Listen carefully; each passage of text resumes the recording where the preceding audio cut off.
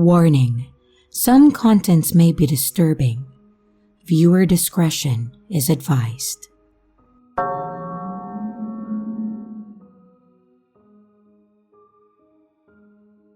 Hi Reddit. I never imagined I'd find myself in a situation like this. It's kind of embarrassing, really. Growing up, I always thought stalkers were something only women had to deal with. Yet, here I am, a 35-year-old construction manager, tangled in my own unsettling story. I suppose the best place to start is at the beginning, of course. I'm Jeffrey, and this started back when I was just a high school kid, learning some tough lessons about love and trust, if you get what I mean. It was my sophomore year, and the excitement of teenage life was in full swing. One evening, I went to a party, one of those typical teenage gatherings where everyone's trying to seem older and wiser than they actually are. That's where I met Cindy. She was beautiful, vibrant. She had long dark curls and a contagious laugh that could light up a room. Something clicked between us, and before long, we were inseparable. She was my first love, and everything felt perfect. Or at least it did at that time. We spent our sophomore and junior years wrapped up in our little world, full of all the promises and dreams that young love tends to hold. Cindy was everything I thought I wanted. But then, in our senior year, the bubble burst. I discovered that Cindy was cheating on me with a friend of mine. It was as if my whole world had been turned upside down. I was heartbroken and I was devastated. And what made it worse was Cindy's reaction. And despite being the one who broke our trust and betrayed me, she refused to let me go. She kept calling and texting me, saying she wouldn't allow us to break up. She kept showing up at places that I was in. She would make scenes, and she was desperately trying to pull me back in. And I just did my best to ignore her. But it was agonizing and embarrassing, and I hated every moment of it. And at that time, I wasn't even thinking about my first heartbreak. I just wanted to get away from her. Thankfully, things cooled down after graduation as we went our separate ways to different universities. I would sometimes get a random friend request from her on Facebook and maybe a text or two during freshman in college.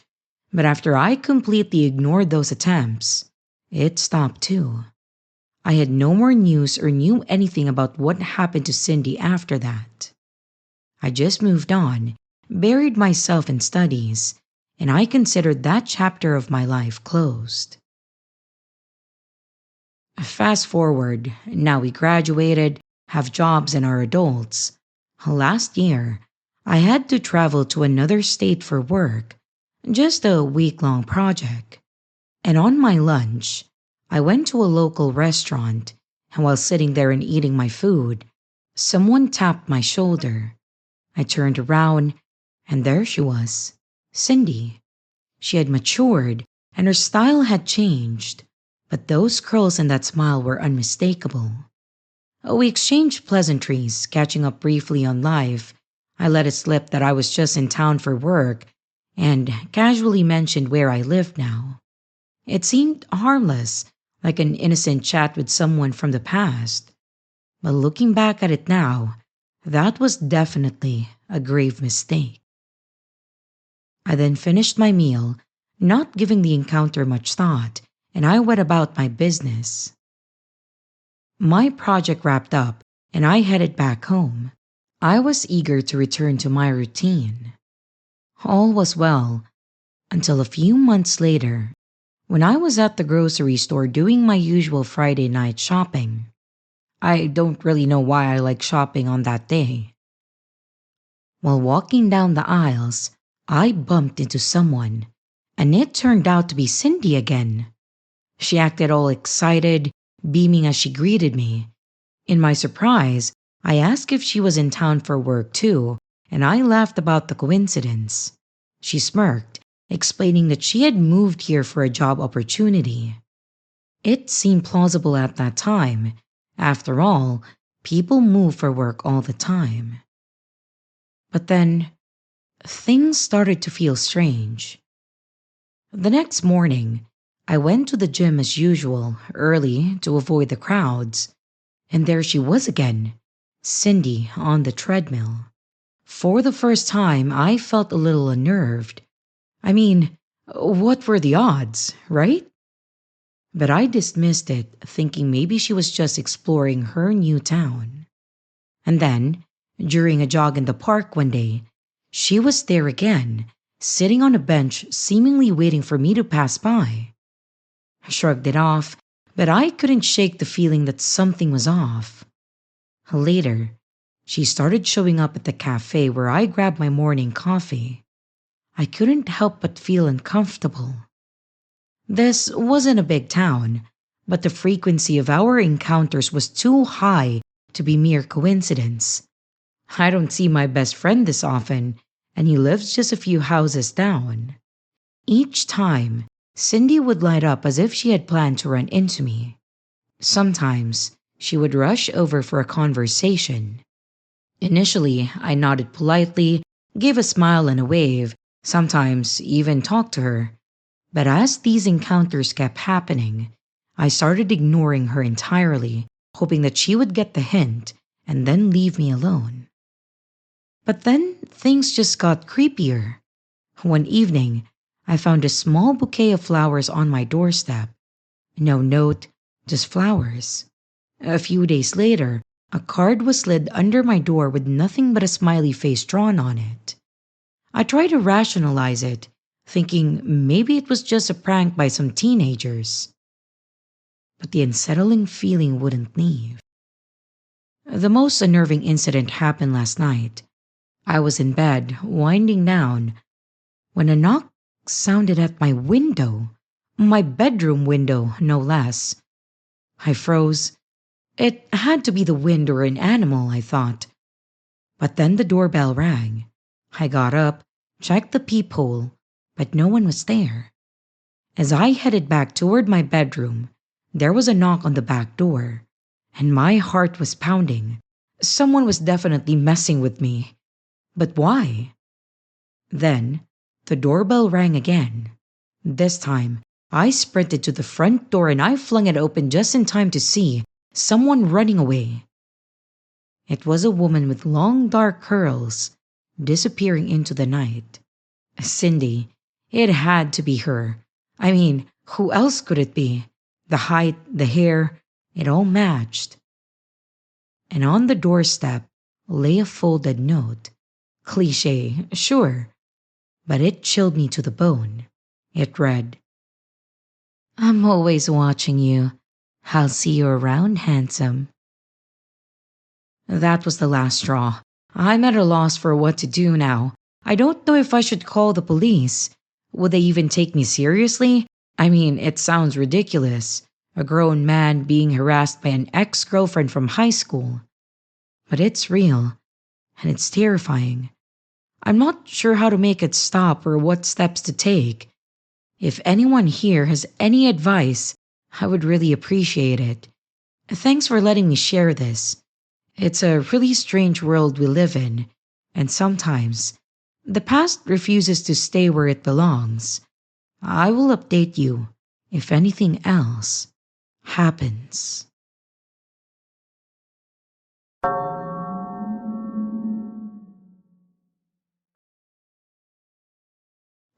Hi, my name is Elaine, and I'm a female. I wanted to share an experience that I had that extremely disturbed me. So here it goes. Ever since I was a child, books had been my sanctuary. I remember spending countless hours tucked away in a cozy corner of the library, just losing myself in stories that sent me to different worlds. My parents, while supportive and getting me the books that I want, never really understood my fascination. They weren't big readers themselves, and neither were my friends.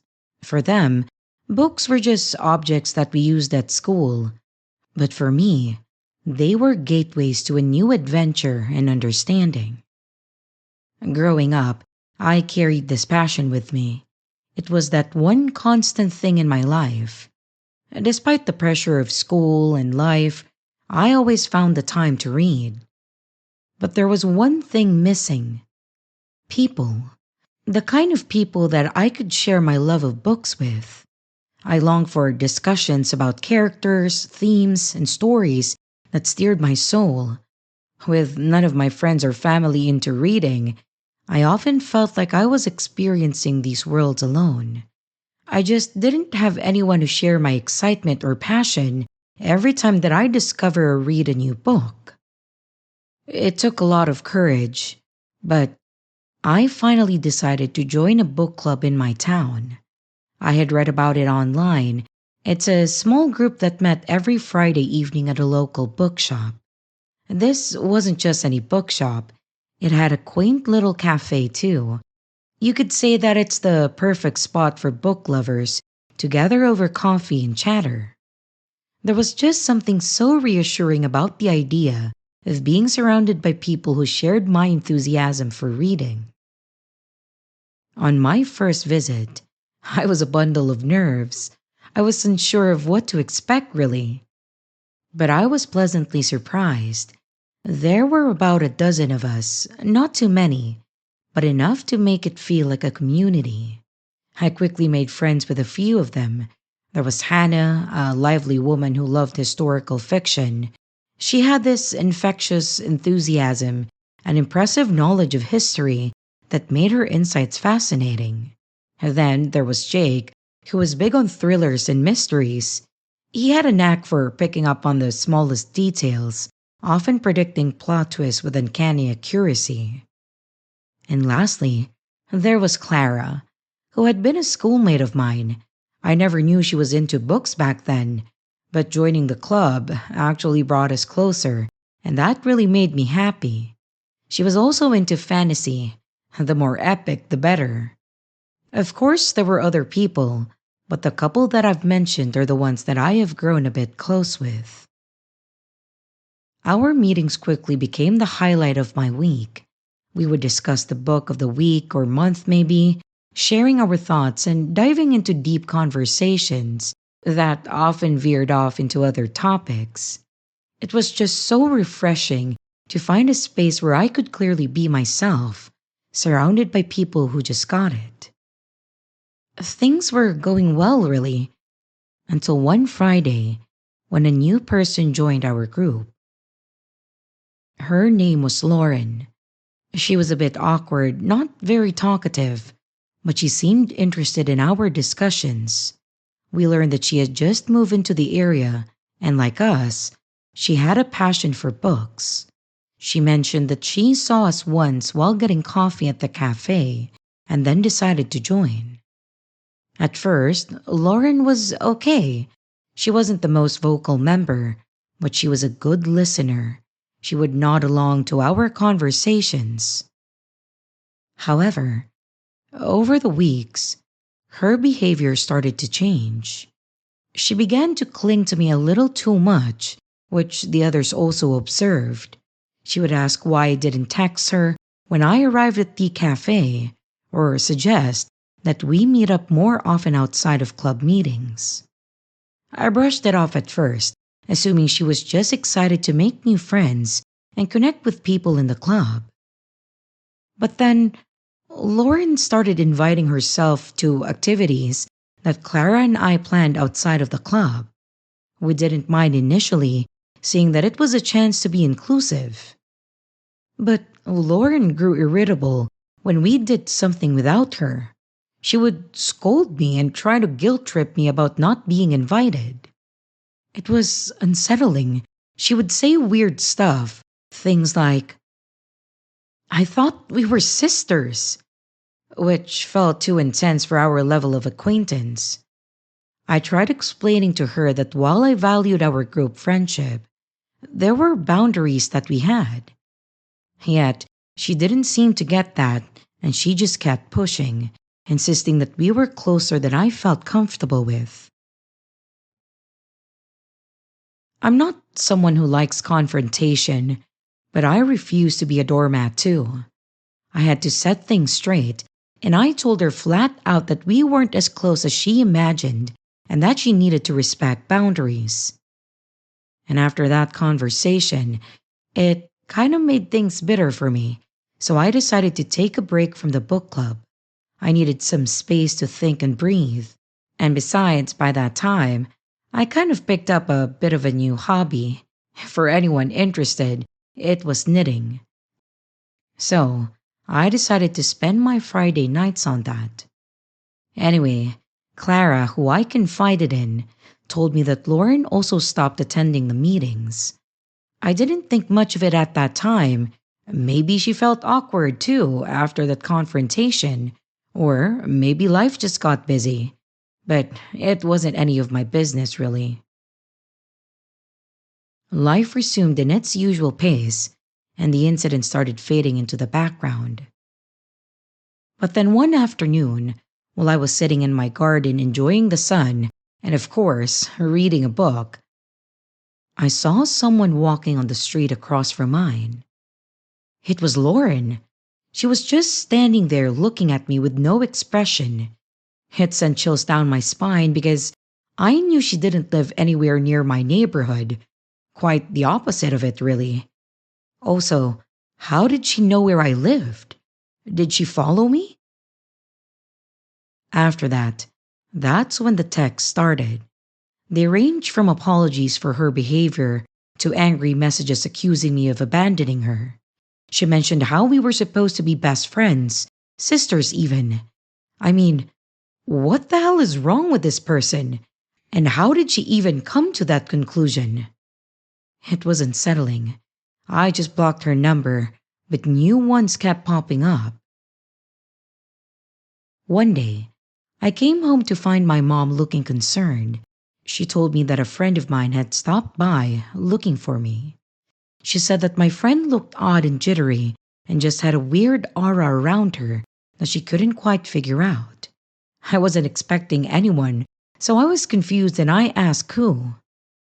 When she said that the girl introduced herself as Lauren, I felt the blood drain from my face, and my mom could tell that something was off and pressed me for more details. I explained everything to her. She listened, then reassured me that we would figure it out together and that she would talk and let my dad know too. A few nights later, as we sat in the living room, a knock echoed through the house. My dad went to check and said that it was a woman at the door, and I could feel my stomach drop. I knew immediately who it was. I peeked and I confirmed that it was Lauren. I quickly told my dad that it was her, and in a rage, he opened the door. He scolded her, demanding that she leave me alone and stop harassing me. Lauren tried to argue, saying that she just wanted to talk to me, insisting that we were meant to be friends. My dad explained to her that she was making me uncomfortable and that I didn't want to be friends with her. Friends don't harass and make people scared and anxious. She didn't want to listen, though. She didn't want to listen to reason or logic. She started screaming at my dad and cursing at him. It was such a terrifying and odd scene. She was so angry and riled up that you could literally see her red, and the veins on her forehead looked like it was gonna pop out. My dad, now furious, threatened to call the police if she didn't leave and stop. I think that my dad mentioning the police kind of clicked something in her head and finally scared her off. She just stopped, turned around, and walked away. And after that night, she was gone. No more texts, no more surprise visits. It was like a weight had been lifted. It did take a few months for me to relax and feel okay again, and when I finally felt ready, I returned to the book club. We had some new members now, and they were all kind and normal people who simply loved books. No more stalkers or overly obsessed individuals, just genuine fans of reading. I never saw Lauren again, but sometimes, when I'm out late at night walking home, I feel the urge to glance over my shoulder just to be sure that she's not there. It's a habit that I can't quite shake, a small reminder of the unsettling encounter, but one that made me more aware and appreciative of my personal space.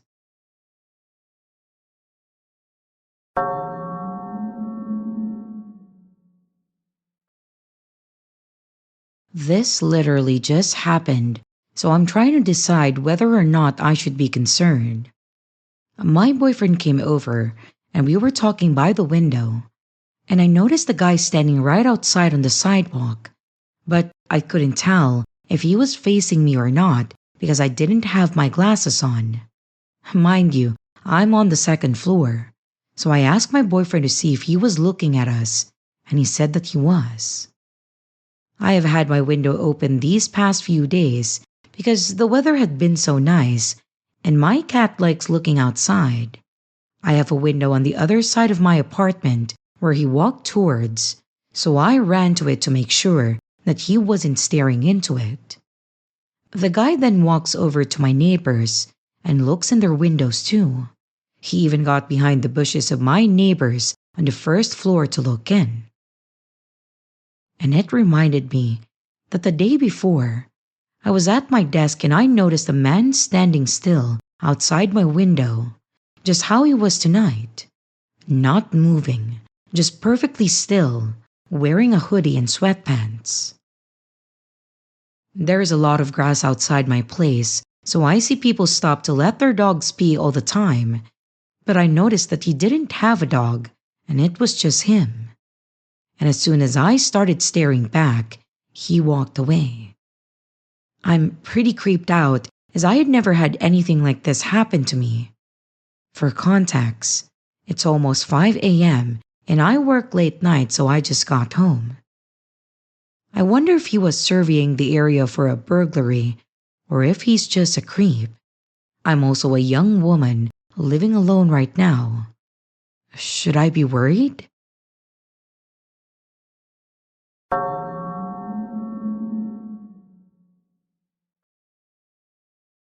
I'm Francine, female and 22. I grew up in a household where the rules were strict and the boundaries firmly set.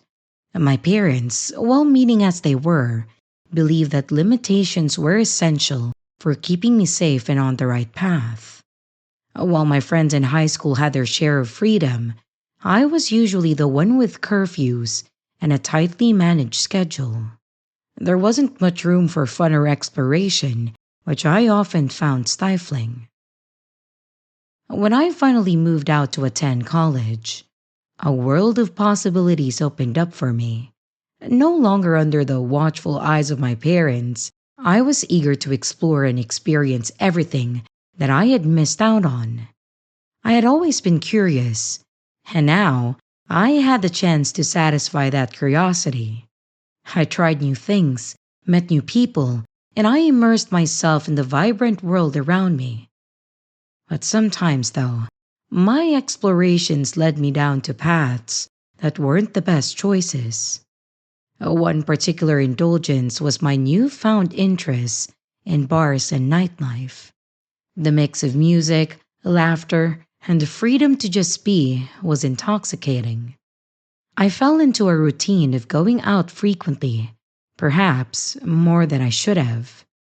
The thrill of losing myself in the crowd, the energy, and the anonymity was seductive. I soon found myself drinking more than was wise, often waking up with inevitable hangovers and vague memories of the night before. It was during this phase of my life that an incident occurred, one that still haunts me whenever I think back on it. And I had promised myself that I would slow down with the drinking, but that particular night was an exception. A friend was celebrating her birthday, and it was a night meant for partying. The bar was buzzing with life, lights flashed in rhythm with the music, and the air was thick with the scent of alcohol and the warmth of bodies packed together in celebration. As soon as I entered, though, I noticed him. It was a man at the end of the bar, sipping a drink and watching the room with a very peculiar intensity. His gaze lingered a bit too long on me, enough to give me pause. But it was a party, and I dismissed it easily. I was attributing his stare to the usual bar antics. I just joined my friends, diving headfirst into the festivities. We drank, laughed, and danced as hours slipped by unnoticed. 2 hours in, and I was thoroughly enjoying myself when I realized that the man from the bar was now closer, just a few feet away. He approached me with a smile that felt too eager, trying to engage me in conversation and coax me into dancing with him. I politely declined, moving closer to my friends. But he was persistent. He kept hovering nearby, a presence that was really hard to ignore, yet easy enough to avoid amidst the crowded dance floor. Another 2 hours passed, and by then, I was well beyond tipsy. The room swirled around me, and my usual vigilance faded under the haze of alcohol.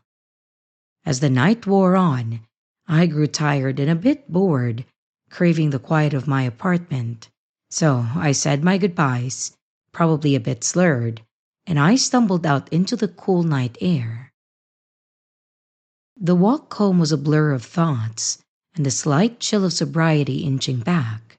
I was mentally preparing myself for the headache that would greet me in the morning, promising that this would be the last hurrah for a while.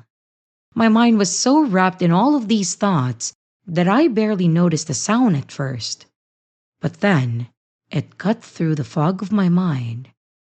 They were footsteps, echoing in the quiet night. I told myself it was nothing, just someone else going home or heading to a late night store. But something in my gut told me to turn around. So I did. And that's when I saw him, the same man from the bar. My heart skipped a beat, the alcohol-induced warmth vanishing in an instant. He was following me, and there was no mistaking his intent. Without hesitation, I ran. I think adrenaline overpowered the remnants of alcohol in my system, and I sprinted like I have never before. I think the suddenness of my reaction caught him off guard, because it took a moment before I heard his footsteps quicken after me. My mind raced fast as my feet, and my keys already clutched in my hand. I was mentally rehearsing how to unlock the door as quickly as possible. Reaching my building felt like reaching the finish line of a marathon. I fumbled with the lock, but my frantic practice paid off. I was inside, the door slammed and locked behind me, and my lungs burning from the effort. I collapsed onto the floor, heart pounding in my chest, and I thought that I can finally relax. Of course not. Seconds later, I heard the footsteps approach, followed by fist pounding on my door. He was outside, shouting that he just wanted to talk. The banging and the shouting continued, and my fear mounting with every second. I keep shouting back for him to go away, but he wouldn't listen. My mind then snapped into focus. I needed help. I fumbled for my phone, dialing 911. I hadn't even connected with an operator when the sound of sirens pierced the night air. I heard him stop, then the rapid thud of footsteps as he bolted. A commotion followed, and the sounds of officers arriving and voices raised outside. I was peering through the peephole, and I saw the man being apprehended and being pushed into the back of a police car. Relief washed over me. My neighbor was also outside, clearly worried after witnessing the commotion. It turned out that they had still been awake, and they heard everything, and they were the ones that called the police. Lucky for me, the police were already patrolling nearby. I stepped outside to talk to the officers, explaining the evening's events as best as I could remember. They took statements from my neighbors, confirming what they had heard as the officers led the man away. I felt a complex swirl of emotions relief and fear, and sobering clarity about the choices that I had been making. I heard later on that the man was charged, though I never learned the specifics. What I did know was that this experience left a lasting impression. It was a wake up call and a reminder of the dangers lurking in seemingly harmless places. My explorations had taken me down a path that I hadn't anticipated, and it was time to change course. Looking back, I am grateful for the chain of events that helped me that night. Him being caught off guard, my neighbor for being awake and calling the police, and the police patrolling around and being near. It's a story I just share now, not with fear but with the hope that it serves as a cautionary tale of awareness to everyone out there. And yeah, I won't be drinking and bar hopping for a while.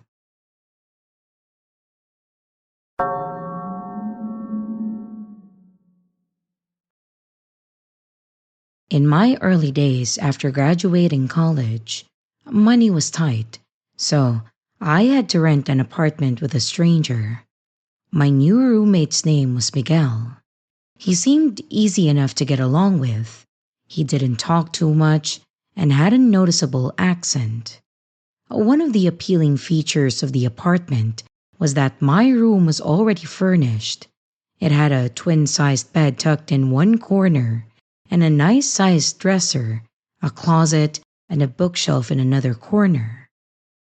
There was one thing, though, that I found a bit odd. On the bookshelf, there were a bunch of books arranged neatly, but one in particular caught my eye. It was an old dusty novel placed prominently on the shelf.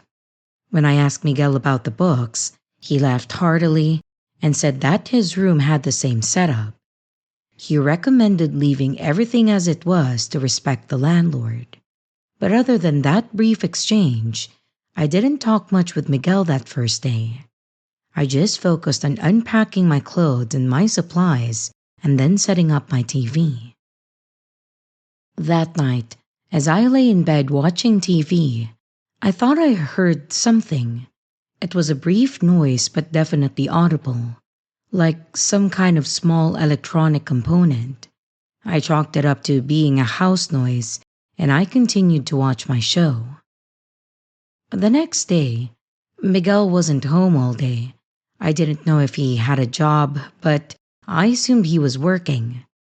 And that night, as I watched TV in my room, I heard the front door open and Miguel walked through the hall to his room before shutting the door. Later, as I changed into my pajamas, I heard the same sound from the night before. With the TV off, I heard it much clearer this time. It was definitely some kind of electronic device, but I didn't know what it was or where it was coming from. Still, it didn't seem like a big deal, so I got into my bed. I started reading my current book, and eventually I drifted off to sleep. The next day, when I came home from work, I saw Miguel. He asked me what book I was reading. At first, I didn't understand the question, but then he said that he was talking about the book that I was reading in my room. I looked at him, confused, and asked how he knew I was reading a book. He explained that he went into my room to retrieve something that he had left there, and then he noticed the book. I politely asked him not to enter my room again, but unfortunately, my door didn't have a lock, so I couldn't stop him when I wasn't home. That night, as I reached under my bed to grab my book, I paused, and I wondered how Miguel could have seen it when I kept it under the bed. This thought creeped me out. I suddenly wasn't in the mood to read anymore. I looked around the room, feeling uneasy, and then my eyes landed on that prominent book on the shelf. It was angled just right to face my bed, and a scary thought gripped me. I stood up, walked over to the shelf, I picked up the book, and I examined it closely.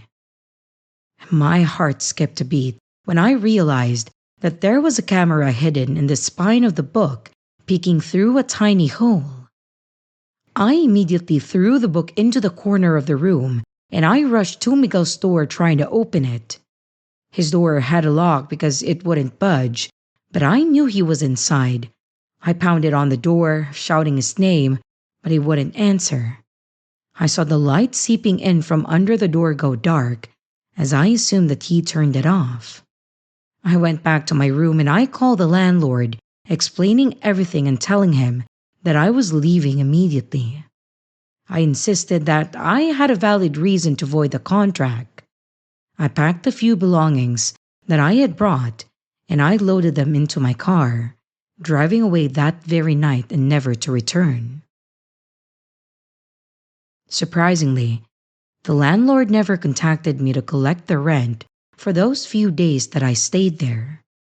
And since that night, I've developed an aversion to bookshelves, especially those books that seem to stare back at me. I always feel the urge to turn them away or hide them so they aren't facing me.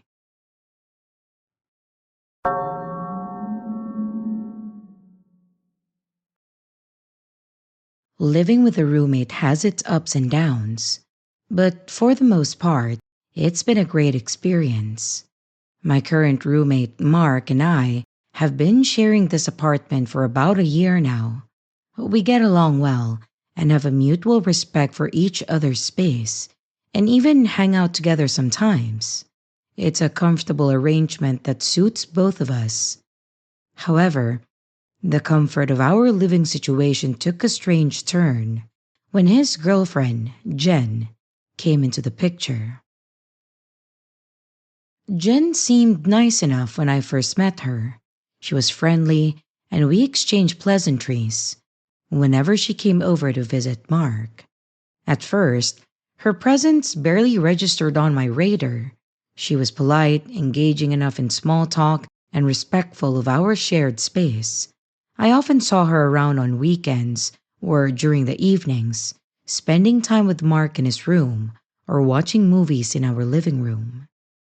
As is the case with many new relationships, Mark and Jen were spending a lot of time together. She became a regular fixture in our apartment, which was really fine by me. I didn't mind her being around, and I was happy for Mark. It was good to see him enjoying himself. But as the weeks turned into months, I began to notice subtle changes in the way Jen interacted with me. It started with small things.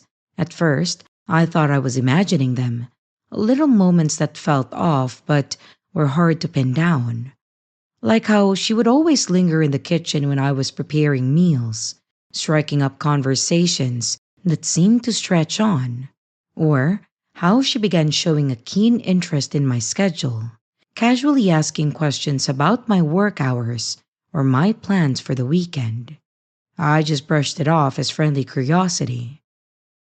And over time, her presence began to expand into my personal space.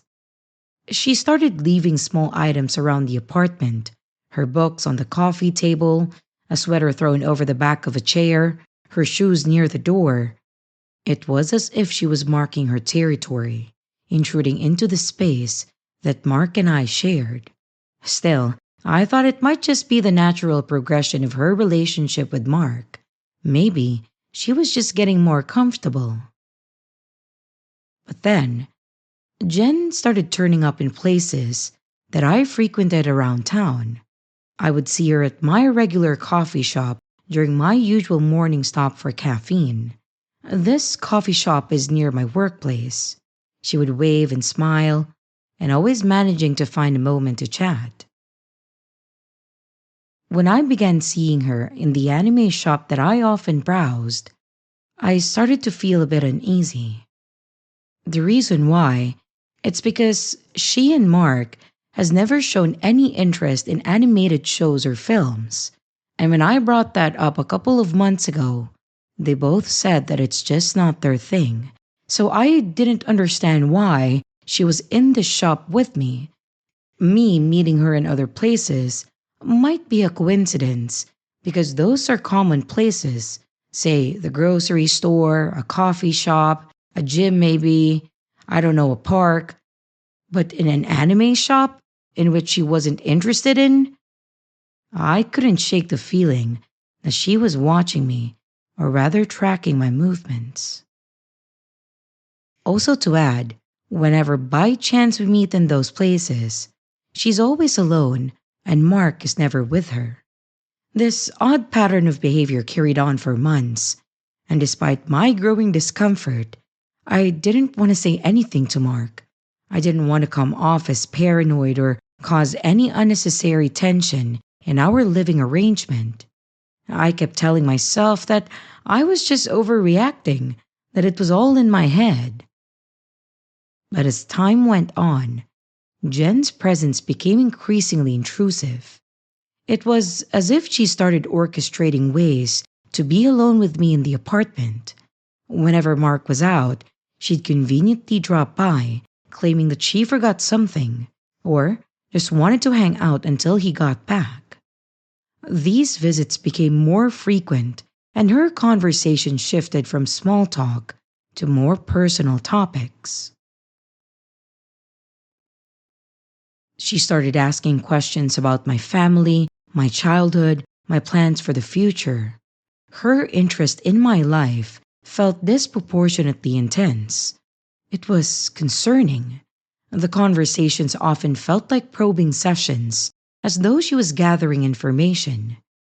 I became acutely aware of her presence, always feeling on edge whenever she was around. One particular evening, I found myself alone in the apartment. Mark had mentioned earlier that he would be out late, and as I settled in to watch a movie, Jen let herself in using the spare key Mark had given her. I didn't even know he gave her one. She greeted me with a familiar smile, but there was something else in her eyes, an intensity that made me uneasy. She sat down on the couch, far closer than necessary, and started chatting as if it were perfectly normal for us to hang out alone. I was polite but brief. I didn't want to encourage any more familiarity than necessary. The air felt heavy, and I couldn't shake the feeling of being scrutinized. It might just be in my head, but I noticed that she kept moving and kept inching closer. When she was close enough, I couldn't take it anymore. I stood up, told her good night, and then went to bed. That night, I barely slept though. I was just laying on my bed, with my mind and my eyes awake. Every creak and groan of the apartment set my nerves on edge. I found myself lying awake, replaying every interaction with Jen, trying to make sense of her behavior. It was unsettling, and I knew that I had to address it somehow. The following day, I decided to talk to Mark about how Jen had been acting. I didn't want to accuse her of anything outright, but I needed to voice my concerns. When I brought it up, Mark seemed surprised. He assured me that Jen was just friendly and probably trying to get to know me better as his friend. His reaction left me feeling unsure about whether I was making a big deal out of nothing. As the weeks passed, Jen's behavior didn't let up. In fact, it seemed to escalate. She began leaving notes around the apartment, little messages that felt more intimate than friendly. Things like, "I hope you have a great day," or "We should hang out more." It was perplexing and increasingly uncomfortable. You might think, well, maybe she was leaving it for her boyfriend. On my door? On my stuff? I don't know about that. One weekend, I decided to take a short trip out of town to clear my head.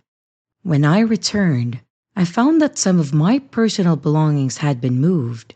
Nothing was missing, but things weren't as I'd left them. Books were rearranged, my bed slightly unmade, and a sweater that I'd left draped over a chair was now folded neatly on my bed. I confronted Mark about it, but he insisted that he hadn't been in my room and hadn't noticed anything unusual. I couldn't help but suspect that Jen had been snooping around, but without proof, I felt stuck. The situation reached a tipping point when I received a package addressed to me without no sender information. Inside was a photo album filled with pictures of me, some taken at the apartment, others clearly snapped while I was out around town. And seeing my life documented like that made my skin crawl. It was a violation of privacy that I hadn't anticipated, and it left me feeling exposed and vulnerable. That night, I locked my bedroom door. It's a habit that I hadn't felt the need for before. I sat in bed, with my heart racing, trying to figure out my next move. I needed to find a way to confront Jen, to set boundaries. I was eager to resolve the situation. I planned to speak with Jen and Mark together. I wanted to lay everything out and express how uncomfortable I was with the whole situation. The opportunity arose when Mark invited Jen over for dinner. As we sat around the table, I tried to broach the subject, explaining how I felt uneasy with her frequent visits and the personal nature of her interactions with me. I had hoped to keep it constructive. Jen, however, seemed unfazed by my concerns. She brushed them off with a laugh, claiming that she was just being funny and friendly, and lamenting how misunderstood her intentions were. Mark, caught between us, tried to mediate, but I could see that he was struggling to grasp the gravity of the situation. It was like he was a bit disturbed by the things he is discovering about his girlfriend, but also not being able to fully believe me since I do not have concrete proof. Just to note, I haven't showed him the album yet, and for some reason, I didn't think of showing it at that time. Well, despite our conversation, nothing really changed. Jen continued her intrusive behavior, seemingly undeterred by my attempts to set boundaries. I felt trapped in my own home. I was constantly on edge, wondering when she would next appear and what she would do. I realized that I needed to take a more decisive action. I started documenting every interaction, every suspicious occurrence, building a case to support the unease that I felt. I took and kept the note she left, and I noted down every single coincidence, let's just call that I would meet her outside. Because I was considering involving authorities, but of course without a clear evidence of wrongdoing, I knew my claims might not be taken seriously, so I was documenting everything. In the meantime, I made changes to secure my space. I added locks to my bedroom door, I kept my personal items out of common areas, and I avoided leaving anything important unattended. I also made a habit of staying in my room and not hanging out when Jen was over. It helped ease my anxiety, but it didn't really solve the underlying issue. Finally, I reached a breaking point. I was getting tired. I couldn't endure the relentless intrusion any longer. I sat down with Mark privately, and I laid everything out, detailing every unsettling moment, every instance of overstepping personal boundaries. I showed him my notes, I showed him the notes she wrote, and I showed him the album. I needed him to understand how serious the situation had become. This time, Mark actually listened. The clarity and detail in my account seemed to finally make him see the situation from my perspective. He promised to talk to Jen and ensure that she respected my space and privacy. Also, he wanted to know why she was doing that. Days passed, and Jen hasn't visited the apartment. I slowly started to feel a semblance of relief, though I remained vigilant. But Mark assured me that he had spoken to her, and while I didn't know the details of their conversation or even if they're still together or not, something had evidently changed. As I reflect on this experience, I realized how important it is to trust your instincts and assert your boundaries. Living in fear isn't living at all. In the end, peace returned to my apartment, and I just want to say thank you for reading my story.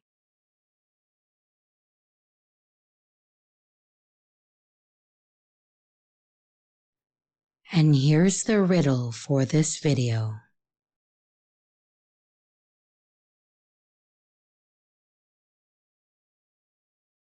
Hello everyone, it's your creepy sister here.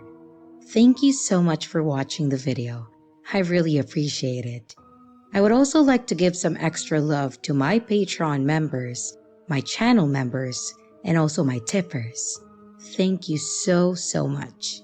If you would like to extend a little bit more support for the channel, don't forget to leave a like and a comment down below.